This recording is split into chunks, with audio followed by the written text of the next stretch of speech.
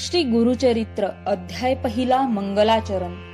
ओम श्री गणेशाय नमः। श्री सरस्वते नमः। श्री गुरुभ्यो नमः। श्री कुलदेवताये नमः। श्रीपाद श्री वल्लभ श्री नृसिंह सरस्वती दत्तात्रय सद्गुरुभ्यो नमः। हे ओंकार स्वरूप गणेशा, विघ्नहर्त्या, पार्वती सुता, गजानना, तुला माझा नमस्कार असो। तू लंबोदर, एकदंत, शूर्पकर्ण इत्यादी नावाने प्रसिद्ध आहेस। तुझ्या हलणाऱ्या कानांपासून जो वारा निर्माण होतो, त्या वाराने तुझ्या साऱ्या भक्तांची सर्व संकटे दूर होतात, म्हणून तुला विघ्नांतक, विघ्नहर्ता असे म्हणतात। तप्त सुवर्णाप्रमाणे असलेले तुझे मुख शोभून दिसते। उगवत्या सूर्याप्रमाणे असलेले त्याचे तेज सर्वत्र पसरते। संकटरूपी अरण्य सोडून टाकण्यासाठी तू हातात परशु धारण केले आहेस। तू नागबंध म्हणजे सर्पांचा कमरपट्टा आणि सर्पांचे यज्ञोपवीत धारण केले आहेस। हे चतुर्भुज विशाल नेत्र विनायका, तू या विश्वाची सर्व संकटे नाहीशी करून त्यांचा सांभाळ करतोस। जे लोक तुझे चिंतन नामस्मरण करतात, त्यांना कोणत्याही संकटांची बाधा होत नाही। त्यांचे सर्व मनोरथ तात्काळ सिद्धीला जातात। कोणत्याही मंगल कार्याच्या आरंभी सर्वप्रथम तुलाच वंदन केले जाते। हे लंबोदर गणेशा, तूच 14 विद्यांचा म्हणजे 4 वेद, 6 वेदांगे, पुराणे, मीमांसा, न्यायशास्त्र व धर्मशास्त्र यांचा स्वामी आहेस। तूच वेदशास्त्रे पुराणे यांचे लेखन केले आहेस, म्हणून तर ब्रह्मदेवादी सर्व देव तुझे स्तवन करतात। हे गणेशा, अजिंक्य अवध्य अशा त्रिपुरासुराचा वध करण्यापूर्वी भगवान शंकरांनी तुझेच स्तवन केले होते। हरिब्रह्मादिदेव कार्यारंभी तुलाच वंदन करतात। तुझ्या कृपेने त्यांना इच्छित गोष्टी प्राप्त होतात। हे कृपानिधी गणनायका, हे मूषक वाहना, ओंकार स्वरूप दुःखहर्त्या विनायका, मला बुद्धी दे। जे लोक तुला वंदन करतात त्यांची कार्य सिद्धीला जातात। हे गणेशा, तू कृपासागर आहेस। तू सर्वांचा आधार आहेस। हे गजानना, माझे मनोरथ सिद्धीला जावेत म्हणून मी तुला साष्टांग नमस्कार घालतो। मला ज्ञान दे, बुद्धी दे। हे गणेशा, तू शरण आलेल्यांना वर देणारा आहेस। मी अज्ञानी आहे म्हणून तुझ्या शरणी आलो आहे। गुरुचरित्र लिहावे अशी इच्छा आहे। तुझी माझ्यावर पूर्ण कृपादृष्टी असावी व मी हाती घेतलेला ग्रंथ सिद्धीला जावा अशी माझी तुला प्रार्थना आहे। आता मी विद्या देवता सरस्वतीला वंदन करतो। तिच्या हाती वीणा आणि पुस्तक असून ती हंसावर आरूढ झाली आहे। तिला वंदन केले असता ज्ञानप्राप्ती होते। हे सरस्वती माते, मी तुला वंदन करतो। वेदशास्त्रे पुराणे तुझ्याच वाणीने प्रकट झाली आहेत। माते, मला चांगली बुद्धी दे। श्री नृसिंह सरस्वती हे माझे गुरु आहेत। त्यांच्या नावात तुझे नाव असल्याने तू मला आदरणीय, वंदनीय आहेस। हे जग कळसूत्री बाहुलीप्रमाणे तुझ्याच प्रेरणेने चालते, म्हणून तू मला या ग्रंथलेखनासाठी प्रेरणा दे। मला स्फूर्ती दे, मला विद्यादान दे। आता मी ब्रह्मा, विष्णू आणि महेश या त्रिदेवांना वंदन करतो आणि विद्यादान मागतो। भगवान विष्णू हा विश्वाचा नायक आहे। तो लक्ष्मीसह क्षीरसागरात वास्तव्य करतो। शंख, चक्र, गदा, पद्मधारी त्या नरहरी विष्णूने गळ्यात वैजंतीमाला धारण केली आहे। पितांबरधारी तो विष्णू शरणागतांना इच्छित वस्तू देतो। तो मोठा कृपाळू, दयाळू आहे। आता मी पंचमुख गंगाधर अशा शंकराला वंदन करतो। साक्षात जगन्माता पार्वती त्यांची पत्नी आहे। तोच या जगाचा संहार करतो, म्हणून त्याला स्मशानवासी म्हणतात। व्याघ्र चर्म परिधान केलेल्या, सर्वांगावर सर्पधारण केलेल्या त्या शंकराला मी वंदन करतो। ज्याच्या मुखातून वेद निर्माण झाले, त्या सृष्टीकर्त्या ब्रह्मदेवाला मी वंदन करतो। सर्व देव, यक्ष, गंधर्व, किन्नर, सिद्धसाध्य, सर्व ऋषीमुनी, पराशर, व्यास, वाल्मिकी इत्यादी सर्वांना मी नमस्कार करतो। माझ्याजवळ कवित्व नाही। ग्रंथरचना कशी करतात ते मला माहीत नाही। मला मराठी भाषा नीट येत नाही। मला शास्त्रज्ञान नाही, म्हणून आपण सर्वांनी माझ्यावर कृपा करावी। माझ्या या ग्रंथलेखनास सर्वतोपरी मदत करावी। अशा प्रकारे सर्वांना विनंती करून मी माझ्या आई वडिलांना, पूर्वजांना नमस्कार करतो। आपस्तंभ शाखेचे कौंडिन्य गोत्रात जन्मास आलेले सायनदेव हे आमचे मूळ पुरुष, साखरे त्यांचे आडनाव, त्यांचे पुत्र नागनाथ, त्यांचा पुत्र देवव्रो, देवव्रवांचे पुत्र गंगाधर हेच माझे वडील. आश्वलायन शाखेचे कश्यप गोत्रात जन्मास आलेल्या चौंडेश्वरी यांची कन्या चंपा ही माझी आई. माझा पिता गंगाधर ते सदैव श्री गुरूंचे ध्यान करीत असत, म्हणून मी माझ्या नावात माझ्या पित्याचे नाव गोवून सरस्वती गंगाधर असे स्वतःचे नाव धारण केले आहे. श्री गुरूंचे सदैव ध्यान करणाऱ्या सर्व साधू संतांना, संन्यासी, यती, तपस्वी या सर्वांना माझा नमस्कार. मी या सर्वांना प्रार्थना करतो की मी अल्पमती आहे, माझे बोबडे बोल गोड मानून घ्या. पूर्वीपासून आमच्या कुलावर श्री गुरूंची कृपा आहे. त्यांनीच मला गुरुचरित्र लिहिण्याची आज्ञा केली. ते म्हणाले, तू आमचे चरित्र कथन कर, त्यामुळे तुझ्या वंशाला धर्मार्थ, काम, मोक्ष हे चारी पुरुषार्थ प्राप्त होतील.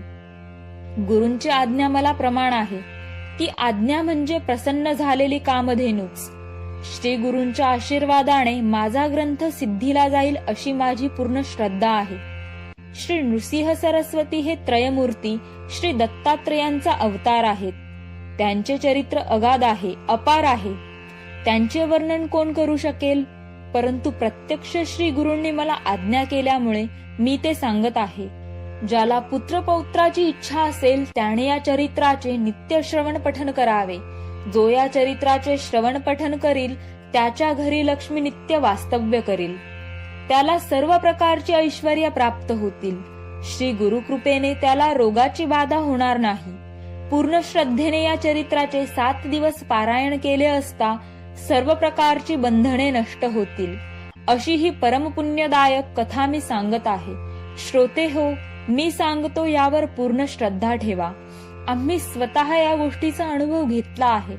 आपणही एकाग्र चित्ताने हे चरित्र श्रवण करून अनुभव घ्या. मी एक सामान्य मनुष्य म्हणून माझ्या बोलण्याकडे दुर्लक्ष करू नका. भोजन केल्यानंतर पोट भरल्याचा तृप्तीचा ढेकर येतो, त्याचप्रमाणे हे मी स्वानुभवातून बोलत आहे. ऊस दिसावयास काळा व वाकडा असेल तरी त्यातून अमृतासारखा गोड रस मिळतो. कावळ्याच्या विष्ठेतून बीजाचा प्रसार होऊन त्यातून पिंपळ उगवतो, हे लक्षात घ्या. श्री गुरुचरित्र प्रत्यक्ष कामधेनूच आहे. त्याचे श्रवण केले असता मनुष्याला परमज्ञानाची प्राप्ती होते. म्हणून श्रोते हो, आपण लक्षपूर्वक ऐका. श्री गुरु नृसिंह सरस्वती गाणगापूर क्षेत्री असताना त्या क्षेत्राची कीर्ती सर्वदूर पसरली. त्या क्षेत्री श्री गुरूंचे कायमचे वास्तव्य असल्याने असंख्य लोक गंगापूर तीर्थयात्रेला सतत जात असतात. तेथे जाऊन श्री गुरूंची आराधना केली असता मनुष्याच्या सर्व इच्छा पूर्ण होतात. चारी पुरुषार्थांची प्राप्ती होते. अनेकांनी हा अनुभव घेतला आहे. नामधारक एक भक्त सदैव श्री गुरूंचे चिंतन करीत असे. एकदा त्याला श्री गुरुदर्शनाची तीव्र ओढ लागली, म्हणून तो तहान भूक विसरून गाणगापुराकडे निघाला. आता एकतर श्री गुरूंचे दर्शन तरी घेईन, नाहीतर या नश्वर देहाचा त्याग करीन, असा निर्धार करून तो श्री गुरूंचे स्मरण करीत जात होता. तो मनात श्री गुरूंना आळवीत होता. अहो श्री गुरुदेव, लोखंडाचा परिसस्पर्श होताच त्याचे सुवर्ण होते असे म्हणतात. आपले नाम परीस आहे, ते माझ्या हृदयात सदैव आहे असे असताना मला इतके दुःख का बरे भोगावे लागते? परिसस्पर्शाने जर लोखंडाचे सोने झाले नाही तर दोष कोणाचा? हे लक्षात घेऊन माझ्यावर कृपा करा. अहो गुरुदेव, आपण कृपावंत आहात, परमदयाळू आहात. सर्वांच्यावर आपण कृपा करता, मग माझ्याबद्दल आपणास दया का बरे येत नाही? आपण मला दर्शन दिले नाहीत तर मी कोठे कोणाकडे जाऊ? अशा प्रकारे अत्यंत व्याकुळ झालेला तो नामधारक पुन्हा पुन्हा श्री गुरूंची आळवणी करीत होता. अहो गुरुदेव, कलियुगात श्री गुरुदेव हेच आहेत. ते कृपा सिंधू आहेत, भक्तांचे कृपा सिंधू, भक्तांचे रक्षण करते आहेत. ते नृसिंह सरस्वती या नावाने विख्यात होतील. ते आपल्या भक्तांचे रक्षण करतील असे वेदवचन आहे. आपण ती वेदवाणी खरी करून दाखवा. हे दयासागरा, मला भावभक्ती माहित नाही, माझे मन स्थिर नाही. तुम्ही कृपासागर आहात, माझ्यावर कृपा करा. आई आपल्या बाळाला कधी दूर ठेवते का? तुम्ही तर माझे माता पिता, सखा बंधू आहात. परंपरेने तुम्हीच आमची कुलदेवता आहात. माझ्या वंशात परंपरेने आपली भक्ती चालली आहे, म्हणून मी सुद्धा तुमचेच भजन पूजन करीत आहे. हे नरहरी, माझे दैन्य दारिद्र्य दूर करा. तुम्हीच अखिल विश्वाचे पालन पोषण करते आहात. सर्व देवांचे तुम्हीच दाता आहात. मग तुमच्याशिवाय दुसऱ्या कोणाकडे काय मागणार? तुम्ही सर्वज्ञ आहात असे पुराणे सांगतात. मग माझ्या मनातील दुःख तुम्हाला समजत नाही का? बाळाला काय हवे आहे हे त्याच्या आईला लगेच समजते. मग मला काय हवे आहे हे तुम्हाला समजत नसेल का? घ्यावे तेव्हा द्यावे असे जर तुमचे मत असेल तर मला सांगा. दैत्य बळीने संपूर्ण पृथ्वी तुम्हाला दिली, त्याला तुम्ही पाताळ लोकात पाठविले. तुम्ही श्री राम अवतारात विभीषणाला लंकेचे राज्य दिले, त्याने तुम्हाला काय दिले बरे? ध्रुवाला तुम्ही अढळपद दिले, त्याने तुम्हाला काय दिले? परशुरामाने तुम्ही सर्व पृथ्वी निशस्त्र करून ब्राह्मणांना दिली, त्यांनी तुम्हाला काय दिले? केवळ तुम्हीच या जगाचे पालन पोषण करणारे आहात. मी एक सामान्य मनुष्य तुम्हाला काय देणार? अहो, साक्षात महालक्ष्मी तुमच्या घरी रात्रंदिवस पाणी भरीत आहे. असे असताना तुम्ही माझ्याकडे काय मागता आणि मी तरी काय देणार? लहान बाळाला दूध पाजणारी आई त्याच्याकडे काही मागते का? काहीच नाही. आधी घेऊन मग देणाऱ्याला दाता असे कसे म्हणता येईल बरे? सामान्य मनुष्य अगोदर काहीतरी सेवा घेतो, मग त्याचा मोबदला देतो. याला दातृत्व म्हणत नाहीत. मेघ जलवृष्टी करून तळी विहीर पाण्याने भरतो, पण तो त्याबद्दल काहीच मागत नाही, कुणाचीही सेवा घेत नाही. आता सेवेबद्दल बोलायचे तर आमच्या पूर्वजांनी अनेक वर्ष तुमची मनोभावे सेवा केली आहे. म्हणजे आमचे वडिलोपार्जित सेवारूपी धन तुमच्याकडे आहेच. त्या बदल्यात तुम्ही माझा सांभाळ करा. तुम्ही असे केले नाही तर मीही हे सर्व संतांना सांगून तुमच्याकडून इष्टते जिंकून घेईन. खरे तर तुम्हाला काहीच कठीण नाही. मग माझ्याविषयी असे कठोर का वागता? मी तुमचा दासानुदास आहे. प्रल्हादासारख्या दैत्याचे तुम्ही कैवारी झालात, मग तुम्हाला माझी दया का येत नाही? मी असा कोणता अपराध केला म्हणून तुम्ही माझ्याशी बोलत नाही? आई रागावली तर बालक पित्याकडे जातो, पण पिता रागावलं तर तो आईच्या कुशीत शिरतो. अहो गुरुदेव, तुम्हीच माझे आई वडील आहात, मग मी कोणाकडे जाऊ? तुम्ही अनाथ रक्षक आहात, म्हणून तुम्हीच माझे रक्षण करा. माझ्या बोलण्याने पाषाणालाही पाजर फुटेल, मग माझ्याविषयी तुम्हाला करुणा का येत नाही? त्या नामधारक शिष्याने अशी परोपरीने विनवणी केली असता कृपाळू गुरुनाथ त्याच्याकडे धावत आले. श्री गुरु येताच त्या नामधारकाने त्यांच्या चरणांवर मस्तक ठेवले. त्याचे मन शांत झाले. त्याने आपल्या मोकळ्या केसांनी त्यांच्या चरणांवरील धूळ झाडली. डोळ्यातील आनंदाश्रूने त्यांच्या चरणांना स्नान घातले. त्यांची आपल्या हृदय मंदिरात स्थापना करून यथाविधी पूजा केली. त्याच्या हृदयात श्री गुरु स्थिर झाले. अशा प्रकारे श्री गुरु आपल्या भक्तांच्या हृदयात वास्तव्य करतात. त्यामुळे सरस्वती गंगाधरांना अतीव संतोष होतो. अशा रीतीने श्री गुरुचरित्रामृतातील मंगलाचरण नावाचा अध्याय पहिला समाप्त. श्री गुरु दत्तात्रेयार्पणमस्तु.